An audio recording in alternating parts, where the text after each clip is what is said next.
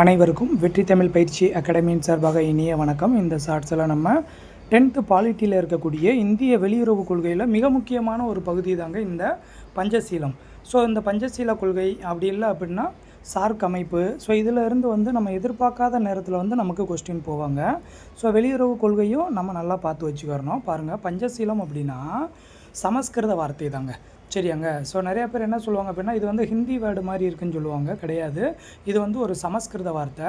பாஞ்ச் சீலம் அப்படின்னு சொல்லுவோம்.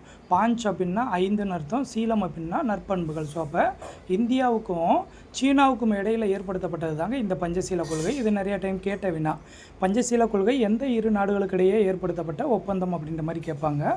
ஸோ இந்தியாவுக்கும் சீனாவுக்கும். ஸோ இந்தியாவில் அப்போ பிரதமராக இருந்தவர் யார் அப்படின்னா நமக்கு நல்லா தெரிஞ்சவர் தான் ஜவஹர்லால் நேரு.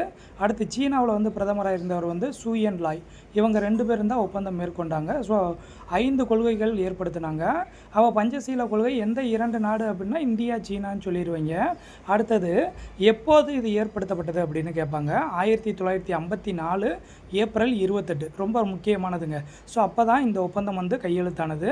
ஸோ 5 அடிப்படை கோட்பாடுகளை கொண்டது தான் இந்த பஞ்சசீலம். ஸோ அப்போ இந்த 5 கோட்பாடுகள் என்னென்ன அப்படின்னா நாட்டோட எல்லையையும் இறையாண்மையும் மதிக்கணும், எல்லைகளை ஆக்கிரமிப்பு பண்ணக்கூடாது, உள்நாட்டு விவகாரத்தில் யாரும் தலையிடக்கூடாது, அதுக்கப்புறம் பரஸ்பர ஒத்துழைப்பு சமத்துவம் இருக்கணும், அதுக்கப்புறம் அமைதியாக சேர்ந்து இருக்கணும், சரியாங்க. ஸோ இந்த கொள்கைகள் எல்லாத்தையுமே ஆப்பிரிக்கா ஆசிய மாநாடு இந்தோனேசியாவில் நடைபெற்றுச்சுங்க.